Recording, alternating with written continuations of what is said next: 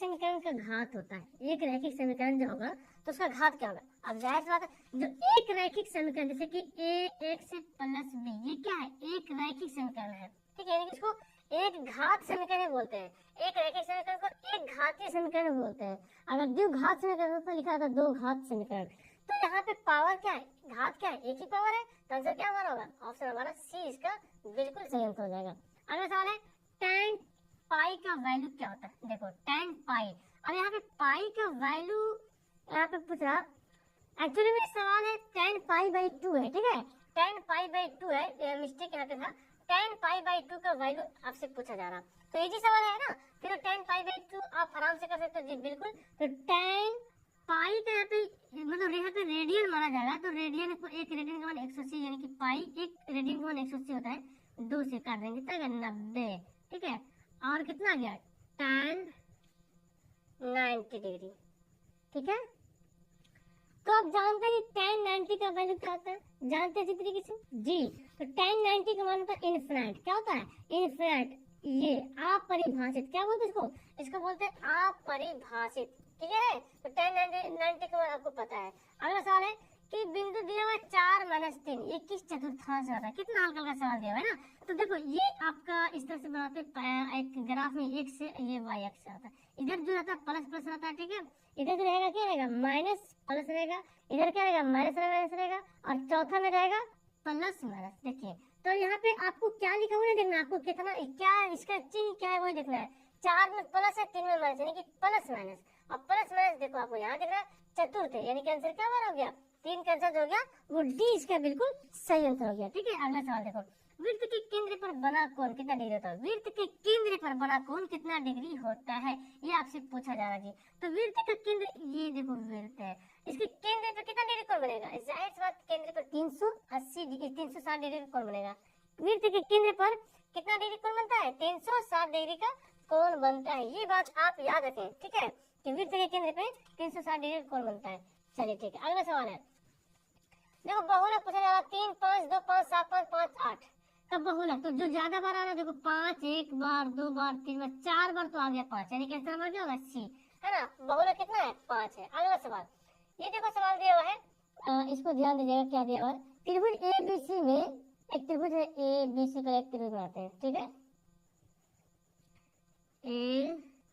ABC, ABC में AB एवं AC के मध्य, एबी एवं एसी के मध्य ये डीई एक रेखा है, ये बोल रहा है, हो गया रेखा डीई, इस प्रकार है कि डीई और बीई आपस में क्या है, समांतर है, डीई और बीसी होगा, सॉरी डीई और बीसी आपस में क्या है, समांतर है। बीसी का वैल्यू देना कितना, 8 देना, तो डीई का वैल्यू निकालने के लिए बोला जाए आपको। तो जब भी आपको इस तरह के सवाल दिए जाए और ये मतलब बीसी दे दे डी निकाले बोले, तो आप समझ जाना जो बीसी की जो लंबाई है, जो बीसी की जो लंबाई है वो डीई का दुगना होता है, ठीक है, बीसी की लंबाई डी से क्या होता है, दुगना होता है, तो डी क्या हो जाएगा, आधा हो जाएगा, है ना, डी क्या हो जाएगा, इसका आधा हो जाएगा, तो यहाँ पे 8 हो जाएगा, कितना हो जाएगा, 4 हो जाएगा। ये आप बात याद रखें कि बीसी जो होता है वो डीई का क्या होता है, डीई का आधा होता है, क्या होता है, आधा होता है, ठीक है। इसको आप ऐसे लिखें तो फिर इसको शॉर्ट में लिख सकते हो कि डीई जो है, डीई अगर मान लें कि 2x है तो ये जो बीसी है वो x के बराबर, यानी कि दुगुना, ये बड़ा होगा, ये x है तो ये कितना है, अच्छा सॉरी उल्टा लिखा दिया मैं, ये अगर ये 2x है तो ये क्या होगा, x हो गया, मतलब आधा, इसका ये क्या होगा, आधा होगा। अगर 10 है तो 5 होगा, 12 है तो 6 होगा, इस तरह के। अगला सवाल, एक सिक्के को उछालने पर एक चित्त आने की क्या प्रायिकता, तो सिक्का को उछालिएगा तो हेड आएगा या तो टेल आएगा, है ना, चित्त आएगा या तो पत्ता आएगा। एक ही बार आ सकता है, मतलब घटना है तो 2 बार घटना घट सकती है, चाहे तो मतलब संभावित घटना 2 घटना है, लेकिन घटेगी तो एक ही बार ना, एक बार उछालेंगे तो एक या तो चित्त या तो पट आएगा, तो बोला चित्त आने की क्या प्रायिकता, चित्त मतलब एक बार आएगा चित्त, और टोटल घटना कितना है 2, 1/2, आंसर क्या बार हो गया, ए हो गया। अगला सवाल बोलता है 4 10 16 22 8 का सार व्यंतर क्या है, सार व्यंतर मतलब समझ रहे ना, इनका डिफरेंस, इसका बीच का कितना का डिफरेंस, देखिए कितना का डिफरेंस है, 6 4 6 10 10 6 16 16 6 22 22 6 28, कितना 6 का आ रहा ना, तो हमारा आंसर क्या होगा 6, यही होता है सार व्यंतर, ठीक है। अगला सवाल देखो, बोलते हैं दो समरूप त्रिभुज के संगत भुजाओं का क्षेत्रफल का अनुपात, भुजाओं का अनुपात दे रहा तो उनके क्षेत्रफलों का अनुपात क्या होता है। मैं आपको बताया था कि जब भुजा का अनुपात दे दे, जब भुजा का अनुपात दे दे और आपसे क्षेत्रफल का अनुपात पूछा जाए, ठीक है, जब भुजा का अनुपात दे दे और आपसे क्षेत्रफल का अनुपात पूछा जाए तो पता क्या करना, स्क्वायर कर देना। क्या करना, स्क्वायर कर देना। तो 4 का स्क्वायर 16, 9 का स्क्वायर 81, तो आंसर हमारा 16 बटे में, बटे तो है, बटे तो फिर 81 ऐसे रह सकता है ना, बटे में तो फिर भाई आंसर होगा फिर, ठीक है। 16 बटा 81 कर देंगे। और अगर आपका इस क्षेत्रफल में दे देगा, क्षेत्रफल का अनुपात दे देगा और बोलेगा भुजा का अनुपात, तो इसका कर देना ओवर रूट, ठीक है, इसका कर देना क्या, ओवर रूट कर दीजिएगा। तो हमारा फिर आंसर क्या हो जाएगा, बिल्कुल हमारा आंसर हो जाएगा। ओके, अगला सवाल देखते हैं। देखो 1/√3 किसके बराबर है, कितना इजी सवाल है। तो देखो tan 60 का वैल्यू कितना होता है, tan 60 का वैल्यू होता है √3। cos 45 का वैल्यू कितना होता है, cos 45 का वैल्यू होता है 1/√2। वाओ, sin 30 का वैल्यू क्या होता है 1/2। वाओ, sin और tan 60 का वैल्यू 1/√3। ये सब वैल्यू जो ना कैसे याद रहेगा, रटने से याद नहीं होगा, है ना, आपको बार बार मैथ बनाना पड़ेगा। ये 10 सवाल हो गया। अब देखो फिल इन द ब्लैंक्स है, 1/1 को समझिएगा, ठीक है, और आप अगर आपको आंसर है तो 1/1 का आंसर दीजिएगा, ठीक है। चलो अब देखो सवाल दिया हुआ है कि एक्स स्क्वायर होगा, ये ठीक है स्क्वायर होगा, X square minus B X plus C बराबर 0। तो मूलों का योग क्या होगा, मूलों का योग मतलब समझ रहे हो ना, तो मूलों का योग क्या होता है, मतलब अल्फा प्लस बीटा, यही होता है मूलों का योग। तो अल्फा प्लस बीटा का फॉर्मूला क्या होता है, -b/a, यही हो गया इसका आंसर, ठीक है। फिल करना आता है sec square theta minus tan square theta, square है यहाँ पे, sec square theta minus tan square theta का वैल्यू क्या होता है। तो आप जानते हैं कि sec square theta minus tan square theta का फार्मूला क्या होता है, 1 होता है, डायरेक्ट फार्मूला है ना, क्या होगा 1 फिल हो जाएगा। फिर बोलता है किसी धातु के वलय का क्षेत्रफल, कोई धातु है वलय का क्षेत्रफल पाई r, यहाँ पे शायद कुछ, हाँ ठीक है ठीक है, तो यहाँ पे दे दिया और ये खाली जगह। देखो कोई धातु है ऐसे, मतलब वृत्त गोला या वृत्त चक्र बना हुआ है, तो वलय का क्षेत्रफल, क्षेत्रफल में r स्क्वायर होता है ना, क्षेत्रफल का r स्क्वायर होता है, तो बड़ा पाई r स्क्वायर, वलय को बोले तो ये वाला जो दिख रहा है ये वाला, तो हम मानते वृत्त यहाँ पे है, ठीक है, वृत्त चक्र है। अब इसका क्षेत्रफल निकालो तो क्या निकालेंगे, बड़ा का क्षेत्रफल निकालते पहले, बाहर वाला क्षेत्रफल और फिर अंदर वाला क्षेत्रफल निकालेंगे। अंदर वाला क्षेत्रफल निकालने क्या करेंगे, इसको घटा देंगे, इसको क्या करेंगे घटा देंगे, तो बचेगा क्या, ये जो तो बचेगा जो दिख रहा है आपको, है ना। तो बड़ा पाई r स्क्वायर से छोटा पाई r स्क्वायर क्या करेंगे, घटा देंगे, तो पाई r square minus r square, लेकिन दिया क्या r माइनस r। अब आप ये बात मुझे बताओ कि ये फार्मूला कि नहीं, a square minus b square, a square minus b square है कि नहीं, तो मतलब क्या फार्मूला होता है a plus b into a minus b।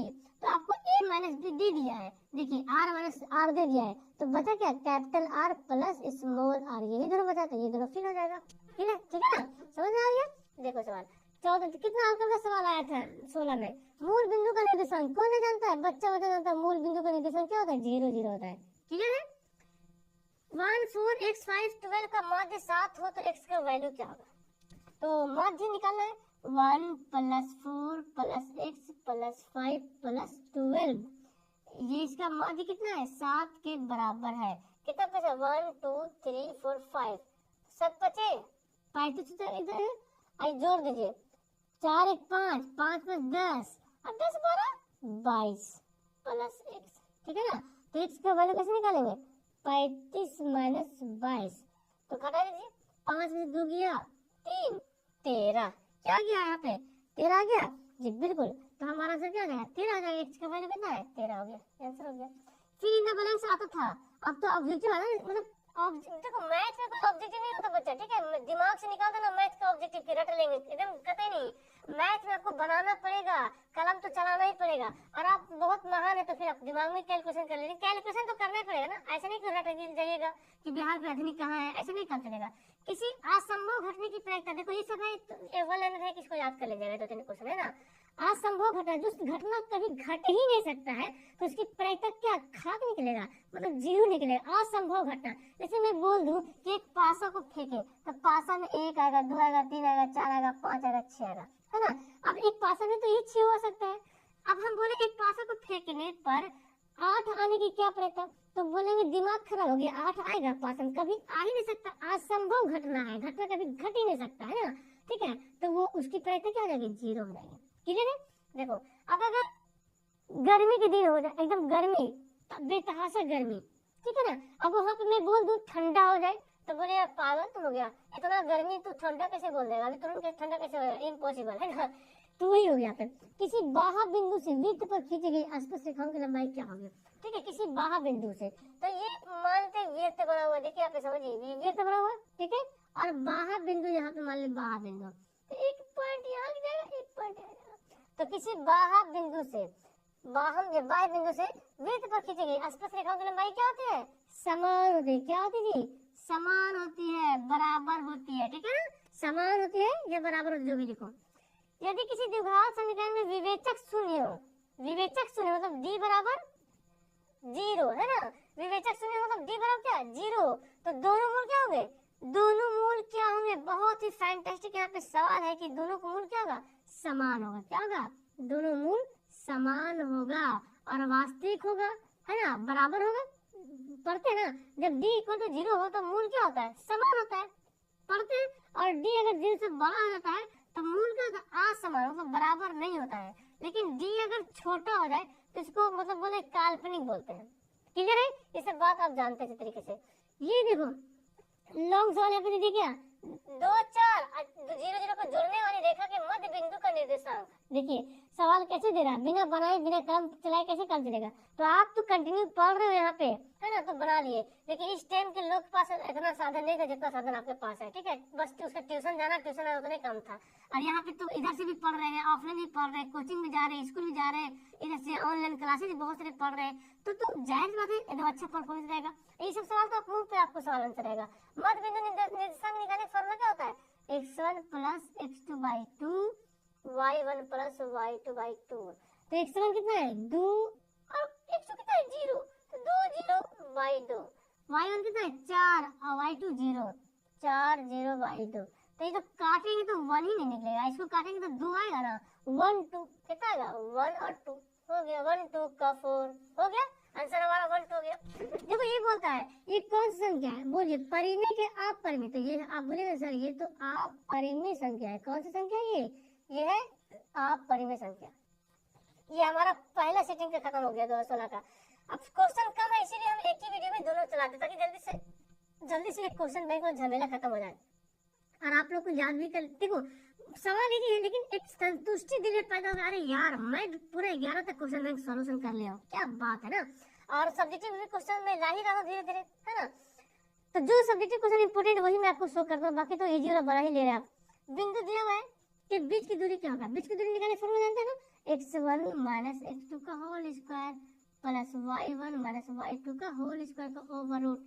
x1 कितना है 2 है, x2 कितना है -2 है, अरे यहाँ पे माइनस देखो बैठा हुआ था, माइनस माइनस प्लस का स्क्वायर, y1 कितना है 3 है, y2 कितना है 3 है, लीजिए 3 3 गया काम से, 2 2 4 का स्क्वायर आइए गया 0, या यहाँ तो ऑप्शन 4 चौक 16 दिख रहा है ऑप्शन, तो 16 का स्क्वायर 16 का वर्गमूल कितना होता है 4 होता है जी, बिल्कुल आंसर हमारा बी करेक्ट आंसर हो गया। अगला सवाल वही सवाल है कभी लेवल में, देखिए फर्स्ट सिटिंग और सेकंड सिटिंग, फर्स्ट सिटिंग का सवाल अभी जो बनाए हैं वो याद है ना, सेकंड सिटिंग में और सा सवाल मिलेगा। देखो फर्स्ट सिटिंग में सवाल था ना अल्फा इंटू बीटा वाला था, और यहाँ पे देखो अल्फा प्लस बीटा कर दे रहा है, तो सवाल आता है। अब भी जब फर्स्ट सिटिंग सेकंड सिटिंग आपका रहेगा एग्जाम ना, तो देखिए फर्स्ट सिटिंग अगर सेकंड सिटिंग आपका एग्जाम है तो फर्स्ट सिटिंग का क्वेश्चन एक बार जरूर देख लेना थोड़ा देर के लिए 5-10 मिनट के, ताकि दिमाग में रिविजन हो जाए सवाल। ये एक चीज कर है अल्फा प्लस बीटा क्या होता है formula, alpha plus beta minus B by A, तो कितना है -1 बाई 1, मतलब 1 ही तो यहाँ पे, ये तो स्क्वायर है तो मतलब -1 बोले तो क्या है -1 है, हो गया आंसर है। ठीक है अगला देखो फिर देखो बोलता है दो वृत्त के क्षेत्रफल दे दिया और उनकी त्रिज्याओं का अनुपात, वही काम जैसे जो वृत्त था है जो त्रिभुज में था वही काम, क्षेत्रफल अगर दे देगा और आपको त्रिज्या पूछेगा तो क्या करना है ओवर रूट कर देना है, ठीक है, अंडर रूट कर दीजिएगा 4 का भी और 9 का भी। 4 का अंडर रूट कितना निकलता है 2 निकलता है और 9 का 3 निकलता है, तो 2:3 आंसर क्या हो गया बी सही आंसर हो जाएगा। ठीक है और अगर आपको त्रिज्या का अनुपात दे दे और पूछे क्षेत्रफल का अनुपात क्या होगा तो इसका स्क्वायर कर दीजिएगा, अगर ये त्रिज्या दे दे बोले क्षेत्रफल का स्क्वायर अनुपात तो स्क्वायर कर दीजिएगा, तो 2 2 4 3 3 9। ठीक है अगला देखो sec square theta -1 direct formula दे दिया है, इस किसका फार्मूला है, तो अभी मैं आपको बताया था कि sec square theta minus tan square theta बराबर क्या होता है 1 होता है। अब इसी से अगला फॉर्मूला बन जाएगा, ये tan को उधर ले चल जाएंगे तो सेक स्क्वायर थीटा और 1 को इधर लाइए उठा के, तो 1 क्योंकि इस फॉर्मूला को रूप में लाना पड़ेगा, तो उन्हें जाकर माइनस बनेगा और tan इधर जाके बनेगा प्लस। तो किसके बराबर है फॉर्मूला है, ये किसके बराबर है, tan स्क्वायर थीटा। आंसर क्या होगा, सी सही आंसर हो जाएगा। अगला सवाल देखो यहाँ पे कुछ, यहाँ पे फिगर बना हुआ, ठीक है, मैं फिगर आपको बना करके बता देता हूँ क्या फिगर बना हुआ है। यहाँ तो फिगर में लिखा नहीं, ये एल एम समांतर है, ये है आपका रेखा है, ऐसे ये एल एम नाम है, ये आपका एल है और एम है और आपस में क्या है, समांतर है, ठीक है, समांतर समझ रहे, दोनों के बीच की दूरी बराबर है।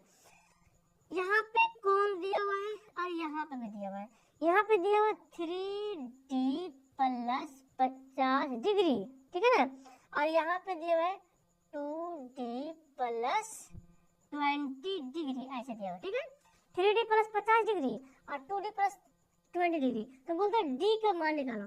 अब देखो, जब भी दो समांतर रेखा को एक प्रतिच्छेद रेखा काटते हैं तो इसका अंतःकोण क्या होता है, अंतःकोणों का योग जो होगा 180 डिग्री होगा, अंतःकोणों का योग कितना होगा, 180 डिग्री। अब जोड़ दे, क्योंकि 3D plus 50 plus 2D plus 20, ये मैं एक तो लिखा कोण, एक दूसरा कोण, इन दोनों का जोड़ कितना होगा, 180 डिग्री होता है। तो देखो 2 और 3 कितना हो गया, 5D हो गया, और 50 और 20 कितना हो गया, 70 हो गया, बराबर 180 हो गया, ठीक है जी।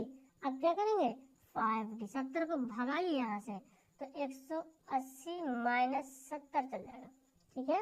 अब 5D बराबर क्या बच गया, 110 बचा, है ना। तो 5 से कटेगा, देखो तो D का वैल्यू ये ना 220 नहीं है, 22 डिग्री है, ठीक है, ये गलती लिखा 22 डिग्री, तो 110 बटा 5, 22 पचे 110, 22 पचे 110, कितना डिग्री, 22 डिग्री, है ना। आंसर हमारा ये 220 नहीं होगा, 22 का आंसर ये होगा, ठीक है। चलो ठीक है, बहुत सारे स्टूडेंट कंफ्यूज हो रहे सर ये क्या लिखा हुआ। ई कोई घटना है हो और पीई, ई कोई घटना है तो पीई मतलब घटना घटेगा और पीई डैश मानी घटना नहीं घटेगा, तो मान क्या होगा, मतलब घटना घटने और घटना नहीं घटने का मान का योग निकालना है, प्रश्न मतलब योग, तो मान क्या होता है, 1 के बराबर। जैसे कि मान लो दो सिक्का उछाले, एक हेड आया एक टेल आएगा, अगर मैं बोलूं हेड आने की क्या प्रायिकता, तो हेड आने की प्रायिकता क्या बोलेगा, 1/2 बोलेगा। लेकिन अब ये तो हेड आ गया, लेकिन टेल क्या है, नहीं आया। हेड आने की प्रायिकता हो गया, जो नहीं घटना घटा, कौन नहीं घटना घटा, एक घटना हेड आने की घटना घट गया, लेकिन एक नहीं आने की घटना, तो नहीं आने की घटना टेल नहीं आया, तो 1/2, इसको जोड़िएगा तो कितना आएगा, 1 + 1 यानी कि 2/2 कितना आएगा, 1 के बराबर आएगा, है ना। क्लियर है। अगला बहुलक निकालने से आपसे पूछा जा रहा है, देखो 7 7 7 लीजिए, हो गया क्या, इसमें कुछ सवाल ही नहीं है, ये तो इसमें कुछ जान ही नहीं है, तो हल्का का सवाल आया हुआ। चलो तो इसी तरह सवाल आपको मिलेगा, टेंशन मत लीजिए। एपी के प्रथम पद 2 है, साल अंतर 3 है, तो एपी क्या होगा, 3 पद निकालना है।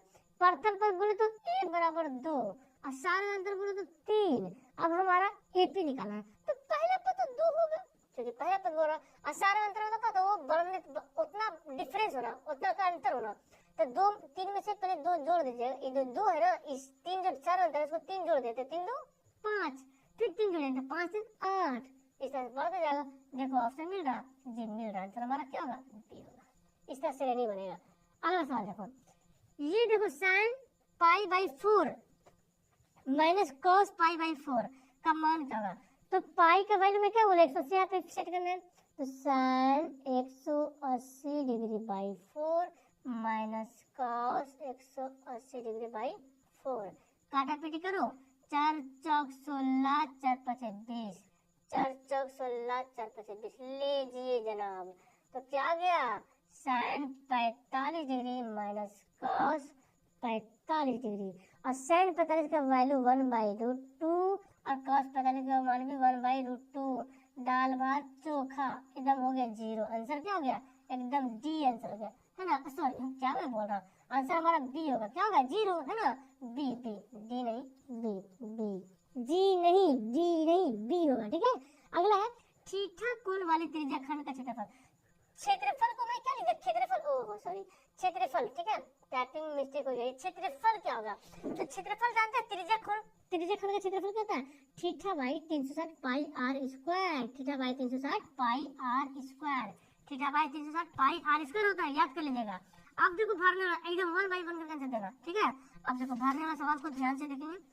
बिंदु दिया और दूरी निकालना, क्या इसमें कुछ खेला है, एकदम खेला तो खिलौना खेल रहे ना, लगा खिलौना खेल रहे, कैसे निकालिए, X square plus Y square कर लीजिए, तो 3 का स्क्वायर हो जाएगा, प्लस माइनस 4 का स्क्वायर हो जाएगा, तो 3 3 9 4 तो ऐसे तो आपको याद हो गया होगी, जब भी ऐसा समकोण त्रिभुज पढ़ेंगे 3 4 5 5 आएगा, देखो 25 25 का 5 है ना, ये दिया हुआ बोलते नौवां पद क्या होगा, तो देखो 4 तो जब दिया हुआ, आप चाहो तो गिन के निकाल लो, चाहे ऐसे फॉर्मूला से निकालो।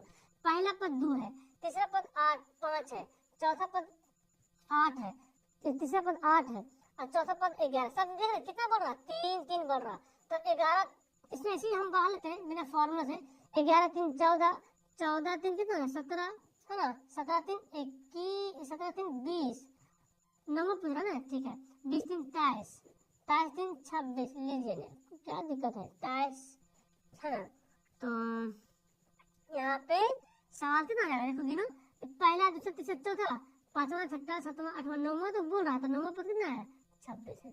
आप फॉर्मूला भी यूज कर सकते हो, a plus n minus 1 into D, ऐसे भी कर सकते हो है ना, यहाँ पे ऐसे भी निकाल सकते हो।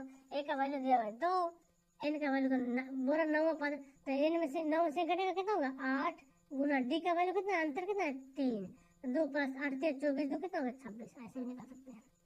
ये देखो दिया भाई कि वर्ग चीज जो है वो क्या बोल रहा है, ऊपरी सीमा माइनस या तो होगा, ऊपरी सीमा माइनस निम्न सीमा प्लस होगा, सॉरी ऊपरी सीमा प्लस निम्न सीमा, वर्ग चीज कैसे निकालते हैं, दोनों को जोड़ के 2 से डिवाइड करते हैं है ना, तो आप लिखेंगे निम्न सीमा बटे में 2 होता है, ऐसे निकालते हैं ना, वर्ग चीज कैसे निकालते हैं, बड़ा और वैल्यू जैसे कि 60 और 80 दे रहा था, तो इन दोनों को जोड़ के क्या करते थे 2 से डिवाइड कर देते है ना, यहाँ पे डैश या तो प्लस लिखे कोई दिक्कत, प्लस करोगे जोड़ना यहाँ पे, ठीक है। किसी वृत्त के बाहर भी दूसरे वृत्त पर खींची गई स्पर्श रेखा, देखो फिर वही सवाल आ गया, देख रहे हैं ना, पहला सेटिंग में दूसरा सेटिंग में सेम क्वेश्चन सवाल आ गया कि किसी वृत्त के बाहर में एक कोई स्पर्श रेखा खींचा गया ऐसे बाहर से, ठीक है, तो खींची गई स्पर्श रेखा क्या होती है, बराबर लिख दो, समान लिख दो, जैसे मर्जी उसे लिख दो, क्या दिक्कत है। अगला सवाल देखो फिर देखो सवाल आ गया, दो वृत्तों के क्षेत्रफल का अनुपात दे दिया और उनकी भुजा का अनुपात, क्या कीजिएगा, मैं आपको बता रहा, जब भी क्षेत्रफल दिया रहे और आपसे पूछे भुजा का अनुपात क्या होगा, तो मैं क्या बोला, इसका कर देना अंडर रूट, तो 14 को तो निकलेगा नहीं जी, बिल्कुल नहीं निकलेगा, तो 14 को 14 रहने दो और 9 का क्या होगा 3, हो गया आंसर। 3 tan थीटा बराबर 1, तो थीटा का वैल्यू क्या होगा, लीजिए, तो इसको सॉल्व कर लीजिए ना, tan थीटा बराबर 1/√3 है ना, और 1/√3 कितना के बराबर होता है, ये 1/√3 होता है tan 30 के बराबर, यानी कि tan थीटा बराबर tan 30 डिग्री बराबर होता है 1/√3, tan गया कहां से, थीटा बराबर कितना है, थीटा बराबर 30 डिग्री। ये सवाल एकदम बच्चा वाला है, देखो ये सवाल द्विघात समीकरण दिया, ये x स्क्वायर है, ठीक है, minus x plus a, alpha beta है, ये तो होगा नहीं, यहाँ पे c होना चाहिए है ना, ये सवाल में यहाँ पे चलो यही लिखा हुआ है, अच्छा, तो इस सवाल जो ना ये ठीक है लिखा हुआ है, लेकिन मैं से गलती से तो मैं ही लिख दिया हूँ, मैं सवाल जो घुमा के दिया, देखो मैं बताता हूँ कैसे दिया हुआ है, देखो सवाल ऐसे दिया हुआ है सी एक्स स्क्वायर ठीक है, माइनस बी एक्स प्लस ए, तो ए की जगह पे सी लिख दिया, बी की जगह पे सी की जगह पे ए लिख दिया, अल्फा बीटा, तो इसका वैल्यू निकालना, ए स्क्वायर प्लस बी स्क्वायर का फॉर्मूला पता क्या होता है, ए प्लस बी का होल स्क्वायर माइनस 2ab होता है फॉर्मूला, ठीक है, ए स्क्वायर प्लस बी स्क्वायर का फॉर्मूला है, ए प्लस बी का होल स्क्वायर नहीं, ए स्क्वायर प्लस बी स्क्वायर का, ए स्क्वायर माइनस बी स्क्वायर का अलग फॉर्मूला है, लेकिन प्लस का अलग फॉर्मूला है, ये अल्फा प्लस बीटा का तो minus B by A, B का मान कितना है माइनस बी, देखो पहले से है और माइनस फॉर्मूला में जाता है, तो माइनस से प्लस करते हैं है ना, बी बाई ए, और ए की जगह कितना लिखा हुआ है सी लिखा हुआ है, यही आपको देखना है, सी लिखा हुआ है, और 2 और ये ए इंटू अल्फा इंटू बीटा का होता है सी बाई ए, और सी का वैल्यू कितना दिया हुआ है, सी का वैल्यू देखो दिया हुआ है ए, सी के जगह पे ए लिखा हुआ है, और सी बाई ए होता है ना, सी बाई ए, और ए के जगह पे कितना लिखा हुआ है सी लिखा हुआ है, तो जब इसको हल कीजिएगा तो हमारा देखो ये तो लॉन्ग जा रहा है, ठीक है, चलो कोई दिक्कत नहीं, लॉन्ग जा रहा तो लॉन्ग ही बना लेंगे, है ना। इसको मैं क्या लिखता हूँ, इसको देखो, इसको मैं क्या लिखता हूँ, बी स्क्वायर बटा सी स्क्वायर, ठीक है, माइनस 2, इसको क्या लिखे 2a/c, है ना, 2a/c। अब क्या कीजिए, इसको एलसीएम वगैरह ले लीजिए, यही सब आंसर बन जाएगा। और सी स्क्वायर तो बी स्क्वायर माइनस सी को से भाग दीजिएगा तो एगो सी बच जाएगा कटने के बाद, तो 2ac गुना आएगा। अब इसके आगे आप कुछ करें, हाथ पैर चला ही नहीं सकते, जितना हाथ में चला लो कोई फायदा नहीं, आंसर यही हो जाएगा, क्लियर है। देखो बोलता है 2 थीटा बराबर π/3, 2 थीटा बराबर π/3, तो थीटा का वैल्यू क्या होगा, थीटा का वैल्यू निकालना है, साइन थीटा का वैल्यू, तो 2 को इधर देखिए आप, 2 थीटा, पाई का वैल्यू बताइए 180 डिवाइड बाय 3, तो 3 से भाग कीजिए कितना जाएगा, 3 छक 18, तो कितना गया 2 थीटा बराबर 60 डिग्री। ये गुना डिग्री का क्या होता है, भाग बन जाएगा, तो 60/2 कितना गया 30 डिग्री, है ना, तो थीटा बराबर 30 डिग्री। तो साइन थीटा मतलब साइन 30 डिग्री, है ना जी, साइन थीटा बोले तो साइन 30 डिग्री, साइन 30 का मतलब कितना होता है 1/√2, है ना, इसमें कुछ बोलने वाली बात ही नहीं। सॉरी 1/2 होता है, 1/√2 नहीं, 1 कहाँ गया मेरा पेन, 1/2 होगा, 1/√2 नहीं, 1/2। देखो कभी कभी हम भी फिसल जाते हैं। कार्तिक तल में किसी बिंदु का दिया हुआ है, कोटि का मान क्या है, देखो कितना हल्का सवाल है, भुज कोटि। अब इसमें कोई बच्चा गलती करेगा मैं क्या करूँ, हमेशा मैं पढ़ाते आया हूँ, भुज बोलते हैं 100 वाला कोण, और ये हो गया कोटि -5। अब आपसे जो आंसर बोले भुज कोटि जैसे बोला वैसे घुमा के निकाल दीजिए। सारे में अंतर पूछा, क्या होगा सारे में था, पहले भी आया था, डिफरेंस देखो कितना 6 का सेम सवाल दे दिया था, है ना, सेम। तो यहाँ पे देखो 40 सवाल खत्म कर दिया। अब बहुत ही आसान सवाल, नेक्स्ट दिन 2 दिन बाद साइंस सोशल मैथ, है ना, आज को नहीं, आज सोमवार है ना, मंडे ट्यूसडे वेडनेसडे थर्सडे को फिर मैथ लाएंगे 2015 का, ठीक है। जल्दी जल्दी फटाफट पहले हम लोग जो आया हुआ सवाल है क्वेश्चन बैंक, पहले उसको खत्म कर देख लेते हैं कैसा नजारा है, सब क्वेश्चन बैंक देखिए और समझिए। बोलते